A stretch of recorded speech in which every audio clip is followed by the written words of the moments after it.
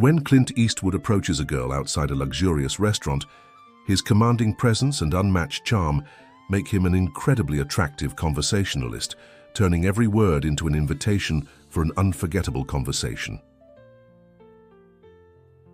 The sunnier, first snowfall of winter arrived earlier than expected in Oak Ridge, a once prosperous mining town nestled against the shoulder of the Appalachian Mountains. Clint Eastwood watched the flakes drift past his kitchen window, each one catching the golden light from his lamp before disappearing into the growing darkness. At 72, Clint's face had deepened with the lines that matched the weathered charm of his Victorian home, a house that had been in his family for generations, much like the antique camera shop he now struggled to keep afloat in the town's deserted main street. The sharp ring of his phone cut through the silence. Clint's hand trembled slightly as he recognized the number of Meridian Development Group, the company that had been relentlessly pursuing his property for months.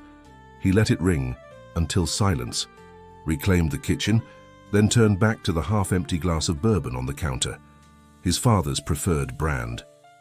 Next to it sat an envelope bearing the unmistakable seal of the county court, final notice of foreclosure proceedings. Clint was the last Eastwood in Oak Ridge, inheritor of not just a failing business and a house he could no longer afford, but of something deeper, an unshakable commitment to preservation in a town desperate for change. His weathered hands, stained with the chemicals of film development, pressed against the cold window pane. Those hands had once captured the soul of this town through his camera lens. Now they seemed powerless to hold on to anything at all. From his vantage point, he could see the flickering neon sign of the crossroads, the bar where his high school sweetheart Marta Sullivan now drowned her evenings. Rumor had it she'd returned to Oak Ridge after 20 years away, her marriage dissolved, her career in architecture abandoned. Clint hadn't spoken to her since the night before she left for college, the night he decided to stay behind to care for his ailing father instead of pursuing his dreams of becoming a photojournalist in New York. A sudden gust of wind rattled the window, and Clint startled as something fell from the top shelf of his closet. A box of old photographs, forgotten remnants of faces and moments long buried. As they scattered across the hardwood floor, one image caught his eye. A black and white photograph of Oak Ridge's historic central square, bustling with life and promise. And there, barely visible in the corner of the frame, a face he had spent 20 years trying to forget. The bourbon burned his throat as he made a decision that would alter the trajectory of his carefully isolated life. Tomorrow, he would finally speak to Marta Sullivan. The morning light was unforgiving on the main street of Oak Ridge, exposing the empty storefronts and crumbling facades that hadn't been apparent in last night's darkness. Clint walked purposefully. His camera, a vintage Leica his father, had given him on his 16th birthday, hanging from his neck more out of habit than intention. He hadn't taken a meaningful photograph in years. Eastwood's camera and film stood as a relic among the abandoned businesses, its windows displaying equipment that had grown obsolete with the rise of digital photography. Clint unlocked the door, stepping into the familiar scent of chemicals and old paper. The store had been his sanctuary and his prison, the place where his dreams both flourished and withered. "Mr. Eastwood, I thought we had an appointment at 10. Clint turned to find Sophia Zhang standing at the counter, her tailored suit and sleek portfolio marking her as unmistakably out of place in Oak Ridge. At 35, Sophia was the youngest executive at Meridian Development and had been assigned the task of convincing the remaining holdouts in town to sell their properties for the company's planned resort complex. "Ms. Zhang." "I didn't forget," Clint lied, brushing dust from the counter. "I just needed to open up first." Of course, Sophia smiled, though the expression didn't reach her eyes. "I've brought a revised offer." She slid a document across the counter. "Meridian understands your attachment to this place, but surely you can see that change is inevitable. The mine is closed. The younger generation has moved away. This development could revitalize Oak Ridge." Clint glanced at the figure on the page, enough to clear his debts and start fresh somewhere else, but not enough to replace what would be lost. "I'll think about it," he said, the same response he'd been giving for months. Sophia sighed, collecting her portfolio. The town council votes next week on rezoning. Most of your neighbors have already signed. This offer expires when they do. She paused at the door. Mr. Eastwood, sometimes. Holding on too tightly to the past means you miss your chance at a future. After Sophia left, Clint locked the door and flipped the sign to closed. He rarely had customers anyway. His feet carried him automatically toward the crossroads, even though it wouldn't open for hours. As he rounded the corner, he collided with a solid figure. "Excuse me, The words died on his lips as he found himself looking into the face of Marta Sullivan. 20 years had changed her.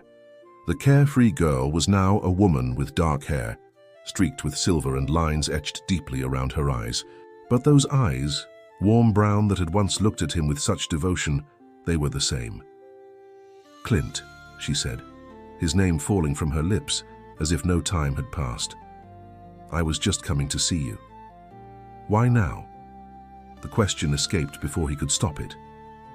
Marta gestured to a bench overlooking the town square. "Can we sit, please?" The cold of the metal bench seeped through Clint's coat as they sat in awkward silence, two strangers who once knew every detail of each other's lives. "I heard about your father," Marta finally said. "I'm sorry I wasn't here for the funeral." "That was 3 years ago," Clint replied more sharply than he intended. "I know. I should have come back sooner, but after what happened between us." She trailed off, looking at the town square where they had once carved their initials into a young oak. The tree was massive now, its bark grown thick over their teenage promises. "Why did you come back, Marta?" She laughed, a hollow sound. "Would you believe me if I said I didn't know? My marriage ended, my firm downsized, and suddenly I found myself driving east instead of west." She looked at him directly. "Maybe I needed to see what I left behind." Clint felt old anger stirring. "What you left behind? You left, Marta. You chose to leave. And you chose to stay," she countered. "I asked you to come with me. My father was sick. Someone had to take care of him. For 20 years, Clint.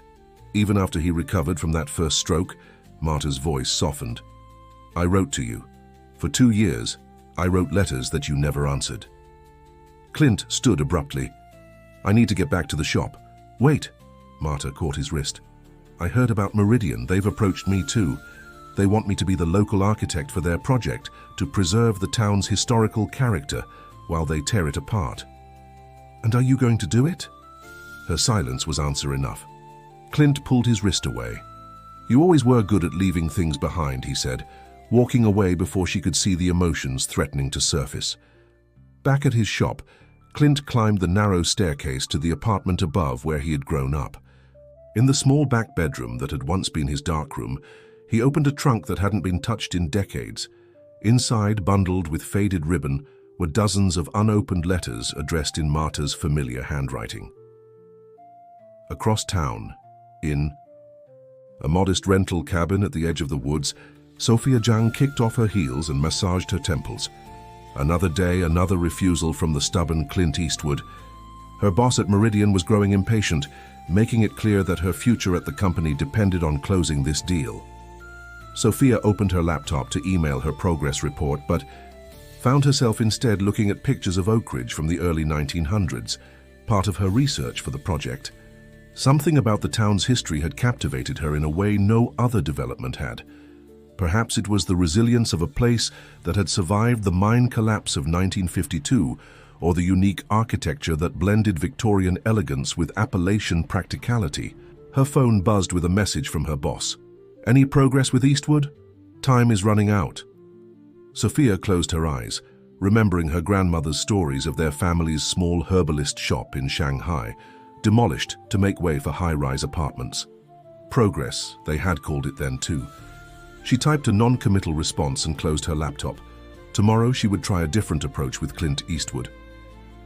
The following morning, Clint arrived at his shop to find Marta waiting, 2 cups of coffee in hand. "Peace offering," she said, holding one out to him, "and an apology. What I said yesterday was unfair."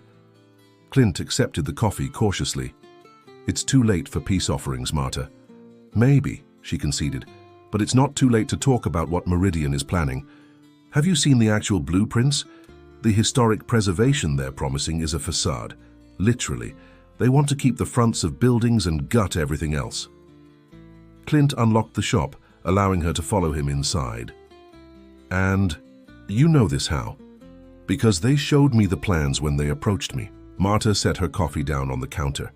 Clint, they're going to destroy this town whether we sell or not. The council is in their pocket. I thought maybe if I was involved I could mitigate the damage. By designing the wrecking ball, Clint scoffed. You always did have a talent for rationalization. The bell above the door jingled as Sophia Zhang entered, stopping short at the sight of Marta. Miss Sullivan, I didn't expect to see you here. Ms. Zhang, Marta nodded coolly. Just catching up with an old friend. Sophia's gaze shifted between them, assessing. I see. Well, I came to invite Mr. Eastwood to dinner tonight. I thought perhaps a less formal setting might help us understand each other better. Clint raised an eyebrow. Dinner? Yes, at the Crossroads. I understand it's something of a local institution. That's one way to put it, Marta muttered. 7 o'clock, Sophia pressed. Clint found himself nodding, curiosity overriding caution. Fine, 7 o'clock. After Sophia left, Marta turned to Clint with concern. Be careful, Clint. She's not here to understand you. She's here to find your pressure points. I'm not naive, Marta. I know you're not, but... She hesitated. Would you mind if I joined you tonight? Strength in numbers. Clint studied her face, searching for ulterior motives. Finding none, he nodded. Okay, but this isn't about us. This is about Oakridge. Understood, Marta said, though something in her expression suggested she wasn't convinced. The Crossroads hadn't changed much in 20 years. The same scarred wooden bar, the same faded photographs on the walls, many of them taken by Clint's father. The owner, Ray Gallagher, a former miner with hands gnarled from years of hard labor, greeted Clint with a warm handshake. Been too long since you came in, Clint, he said. Though I heard you might be here tonight, got a table ready for you. Clint wasn't surprised that news of his dinner with Sophia had already circulated. In Oakridge, information traveled faster than the morning train. Sophia arrived precisely at 7, looking slightly less corporate in dark jeans and a cashmere sweater.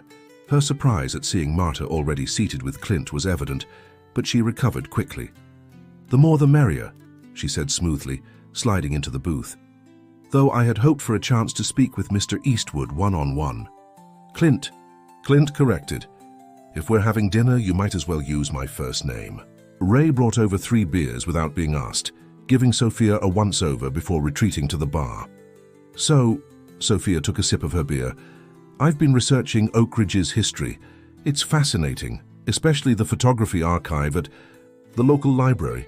Your father's work, I presume? Clint nodded, surprised. Most of it, my grandfather's too. The Eastwoods have documented this town for nearly a century, Marta added. They didn't just take pictures, they captured Oakridge's soul. Sophia leaned forward, genuine interest in her eyes. I noticed a gap in the collection, though. The last 15 years or so, very few new additions. Clint stiffened. I've been busy running the shop. Of course, Sophia said. Still, it seems a shame. Your early work showed remarkable talent.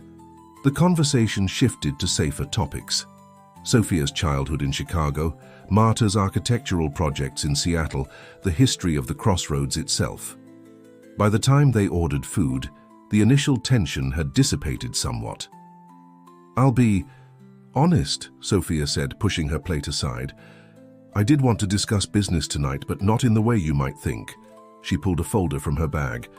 I've been working on an alternative proposal for Meridian, one that would preserve more of Oakridge's historical structures, including your shop, while still allowing for development. She opened the folder, revealing sketches of a modified plan. It would be smaller in scale, focused more on historical tourism than resort amenities. The profit margin would be lower, which is why my superiors haven't embraced it.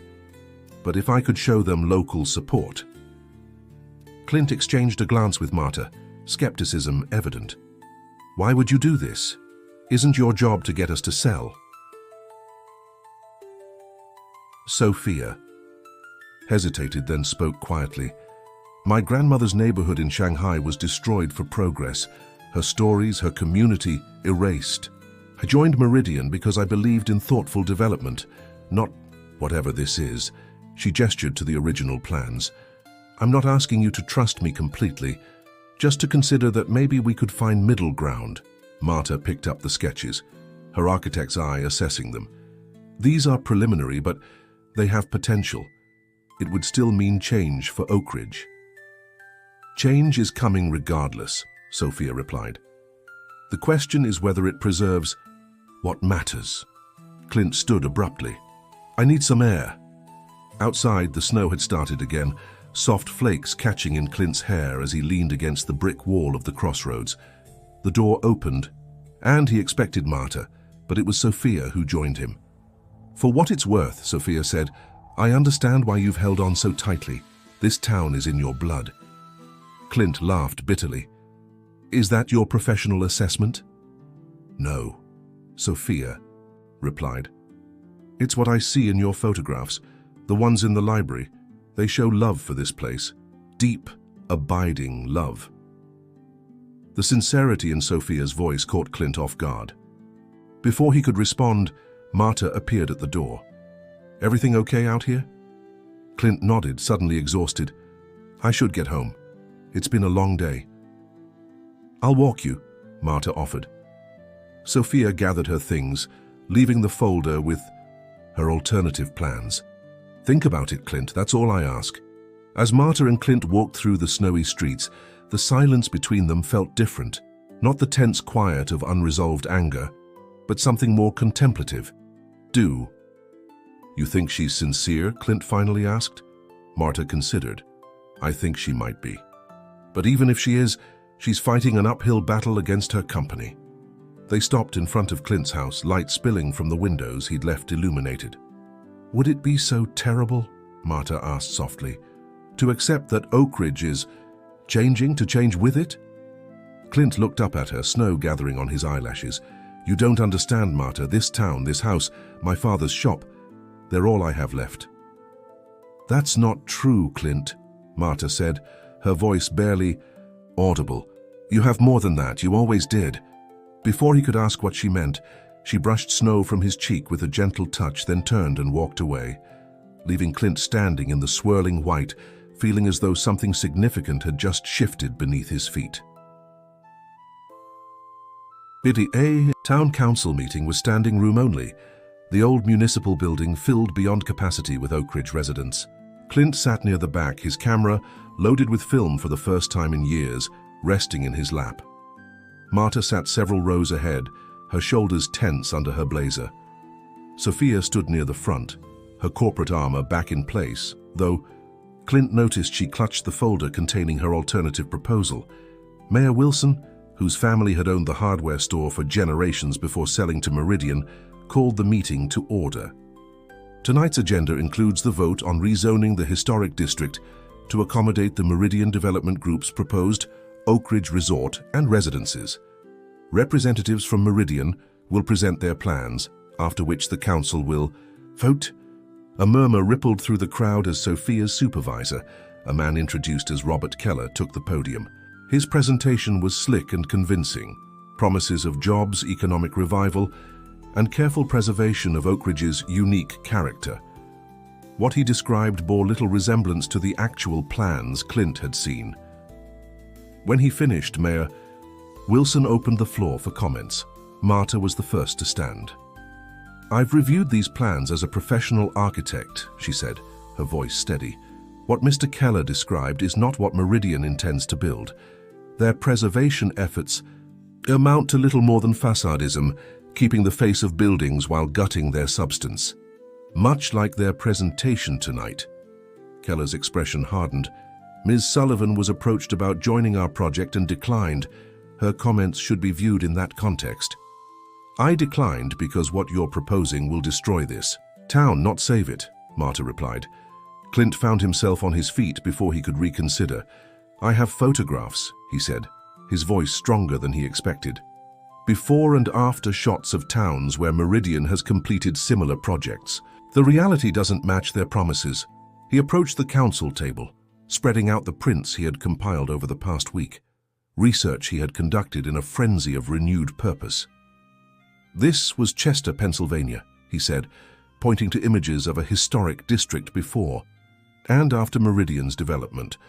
And this was Millfield, Ohio. In both cases, local businesses were replaced with chain stores. Historic buildings were torn down despite preservation promises. Property values for surrounding homes plummeted. The crowd pressed forward to see, voices rising in concern. Keller moved to intercept Clint. "Mr. Eastwood has a personal financial interest in blocking progress," he announced. "His business is failing. His property is in foreclosure. He's desperately trying to extract a better price from Meridian." The room fell silent. Clint felt the weight of every stare, the humiliation of having his private struggles exposed. His hands trembled. "That's true," he acknowledged, his voice barely audible. "My business is failing, but that doesn't make these photographs any less real." From the front of the room, Sophia stepped forward. "I have an alternative proposal," she announced, opening her folder. "One that would allow for development while genuinely preserving Oak Ridge's historical integrity." Keller turned on her, fury evident. "Ms. Zhang, you are not authorized to present any such proposal. Return to your seat immediately." "No," Sophia said simply. "I was hired to find a solution that works for this community. This is that solution." As Sophia began describing her alternative plan, Clint felt someone beside him, Marta, her hand finding his in silent support. "Thank you," he whispered. "I should have stood beside you years ago," she replied. "I'm not making that mistake again." Chaos erupted as Keller attempted to shut down Sophia's presentation. The council members argued amongst themselves. Residents shouted questions and demands. Through it all, Clint found himself raising his iPhone camera, documenting the moment when Oak Ridge began to fight for its soul. Mayor Wilson finally restored order by calling for the vote to be postponed for 2 weeks to allow review of Sophia's alternative proposal. As the meeting disbanded, Keller cornered Sophia. "You're fired," he said, loud enough for those nearby to hear, "and I'll make sure you never work in development again." Sophia didn't flinch. "I expected as much. It was worth it." Clint approached, them, Marta, at his side. "Why did you do it?" he asked Sophia. "You knew what it would cost you." Sophia glanced around at the historic chamber, its carved wooden beams and stained glass windows, irreplaceable artifacts of another time. "Some things are worth more than a career," she said simply. "I realized that the day I saw your photographs." As the room emptied, Clint found himself standing between Marta and Sophia, the past and a possible future, both uncertain, both requiring a leap of faith he wasn't sure he could make. "What happens now?" He asked no one in particular. Marta looked down at the camera in his hands. "Now I think you remember who you are, who you always were." Clint felt something stir within him, not just the old passion for photography, but the recognition that capturing moments meant nothing if you weren't willing to live them. "I need to show you something," he said suddenly, decision crystallizing. "Both of you, come with me." Clint's attic was dusty and forgotten, much like the box he now pulled from beneath the eaves. Inside were hundreds of photographs, not the carefully composed shots of Oak Ridge's buildings and landscapes that filled the library archives, but intimate portraits of its people, miners emerging from the earth, faces streaked with coal dust but eyes bright with dignity, children playing in streets now empty, couples dancing at the crossroads when it still hosted Saturday night socials. "Never stopped taking pictures," Clint confessed, spreading the prints across the floor. "I just stopped showing them. After Dad died, it felt pointless. Who was I preserving these memories for?" Marta knelt beside him, picking up a photograph of an elderly woman whose weathered face told the story of a lifetime in the mountains. "For them," she said softly. "For their stories. For Oak Ridge." Sophia studied the images with growing understanding. "This is what's missing from Meridian's vision," she said. "Not just buildings, but the human element, the community." Clint nodded, reaching for another box. "And these," he said, pulling out bundles of letters tied with faded ribbon, "are what "I've been hiding from." He handed them to Marta. "I never opened them. I was too afraid of what they might say, that you'd moved on, that you were happy without me. It was easier to be angry than afraid." Marta stared at the letters, her expression unreadable. 20 years, Clint."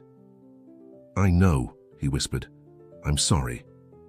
Sophia stepped back, sensing the private nature of the moment. "I should go. You two have a lot to talk about." "No," Clint said firmly. "Stay, please. What happens to Oak Ridge concerns all of us now." He took a deep breath. "I've made a decision. I'm going to sell my shop to Meridian." Marta looked up in shock.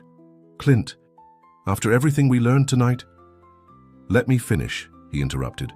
"I'm going to sell, but on my terms. The building, yes, but not the business, not my archives. I want to transform Eastwoods into a photography museum and community center, a place where Oak Ridge's past and present can be preserved while its future takes shape." He turned to Sophia. "Is that possible, with your alternative plan?" Sophia considered. "Without Meridian's backing, it would require different investors, but yes, it could work." A smile spread across her face. "In fact, it could be the centerpiece of the revised development, a cultural anchor. I could help with the redesign," Marta offered cautiously, "if you want." Clint looked between them. The woman who had once been his future and the woman who had unexpectedly become his ally. Outside, snow continued to fall on Oak Ridge, covering the old mining town in a clean white blanket that promised new beginnings. "I do want that," Clint said. "But first, I think I need to take some new photographs. It's been too long since I really saw this town, really saw its people." Marta glanced at the bundles of unopened letters. "And these?" Clint touched them gently. "Those are the past. Important, but not where we should start. 20 years is a long time. We're different people now." "Not entirely different," Marta said, reaching for his hand. Clint didn't pull away. "No, not entirely, but we have to get to know who we are now, not who we were then." Sophia watched them with a mix of empathy and determination. "I should warn you both. Meridian won't give up easily. Keller will fight the alternative proposal every step of the way." "Then we'll fight back," Clint said, picking up his camera with renewed purpose. "Starting tomorrow, I'm going to photograph every person in Oak Ridge who wants to share their story. We'll show what's really at stake." As they made their way downstairs, Clint paused in the hallway where generations of Eastwoods had hung their favorite photographs. Spaces remained empty where his own work should have been, blank squares of unfaded wallpaper marking his years of creative silence. "It won't be easy," he acknowledged. "Saving the soul of this town, starting over, any of it." "The important things never are," Marta replied. Clint opened his front door, and the three of them stood looking out at Oak Ridge, transformed by snow into something both familiar and new, much like Clint himself. For the first time in years, the weight of preservation felt not like a burden he carried alone, but like a shared purpose, an act of creation rather than mere conservation. He raised his camera and captured the moment, not an ending but a beginning.